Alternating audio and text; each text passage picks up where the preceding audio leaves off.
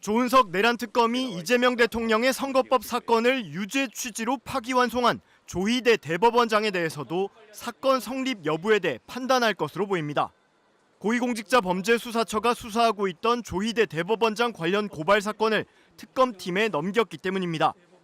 공수처는 지난 24일 조희대 대법원장 등이 직권남용과 선거법 위반으로 고발당한 사건을 조은석 내란 특검팀으로 이첩했습니다.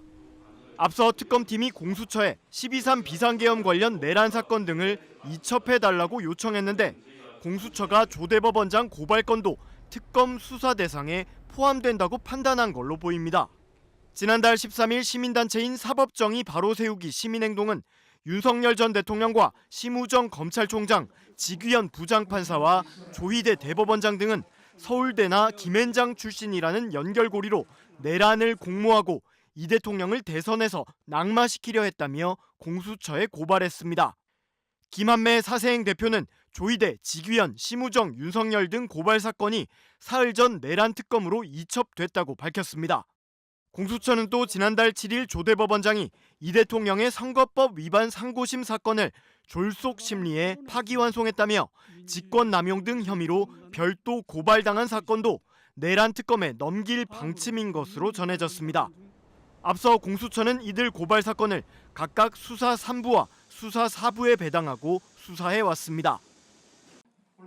내란 특검이 윤석열 전 대통령에 대한 지귀현 부장판사의 구속 취소 결정과 심우정 검찰총장의 즉시 항고 포기 등 이례적이었던 석방 과정도 수사하게 됐습니다. 고위공직자범죄수사처가 수사하고 있던 지판사와 심 총장 관련 고발 사건도 조은석 특검팀에 넘기기로 했기 때문입니다. 앞서 특검팀은 공수처에 12.3 비상계엄과 관련한 내란 사건 등을 넘겨달라고 요청했는데 공수처는 해당 고발 사건도 내란 특검의 수사 대상에 포함된다고 판단해 이첩하기로 결정한 걸로 전해졌습니다. 공수처는 또 한덕수 전 국무총리와 최상목 전 경제부총리, 국민의힘 의원 등이 내란 혐의로 고발된 사건 등도 모두 내란 특검에 넘길 예정입니다. 다만 아직 사건 기록이 특검팀으로 넘어간 단계는 아닌 것으로 파악됐습니다. 앞서 지난 3월 윤 전 대통령의 내란 사건 재판장인 지부장 판사는 수십 년 수사 관례를 깨고 구속 기간을 날이 아닌 시간으로 계산해야 한다며 구속 취소를 결정했습니다.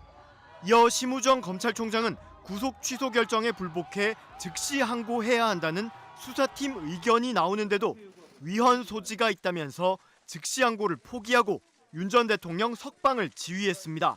이에 시민단체와 더불어민주당, 조국혁신당 등은 이런 결정이 직권남용, 직무유기라며 고발장을 냈고 공수처는 이들 사건을 수사 3부에 배당해 수사해왔습니다. 열흘 넘게 서울 아산병원에 입원했던 김건희 여사가 오늘 퇴원합니다. 김 여사 측은 김 여사가 오늘 퇴원할 예정이라며 상태가 호전돼 퇴원하는 것은 아니고 집에서 치료받을 것이라고 밝혔습니다. 지난 16일 우울증 증상이 심하다며 입원한 지 11일 만에 퇴원입니다. 김 여사 측은 또 특검으로부터 출석 요청을 받지 않았다고 밝혀 입원과 퇴원 모두 수사와 관련이 없다는 점을 부각했습니다. 그러나 일각에서는 김 여사 측이 특검 소환 조사를 피할 수 없다고 보고 병원보다 밖에서 준비하는 것이 낫다고 판단한 거라는 분석도 나옵니다. 김건희 국정농단 특검팀은 소환 조사 계획에 대해 법과 원칙을 언급했습니다. 김 여사 곧 이제 퇴원할 수 있다는데 소환 조사 계획 좀 있으세요? 법과 원칙에 따라서 진행될 겁니다. 혹시 비공개 소환 요청을 하면 받아들일지 논의를 좀 하셨을까요? 원칙대로 진행하도록 하겠습니다. 이런 가운데 특검은 언론 공지를 통해 공수처로부터 특검법상 수사 대상인 임성근, 조병루 등에 대한 구명로비 사건 관련 자료를 이첩받았다고 밝혔습니다. 임성근 구명로비 의혹은 도이치모터스 주가 조작에도 가담했던 이종우 전 블랙펄 인베스트 대표가 김 여사와의 친분을 이용해 임성근 전 해병대 1사단장의 구명 로비를 펼쳤다는 의혹입니다. 조병로 경무관은 세관 마약수사 외압 의혹의 핵심 당사자로 역시 이 전 대표가 김 여사를 통한 구명 로비를 펼쳤다는 의혹이 제기돼 있습니다.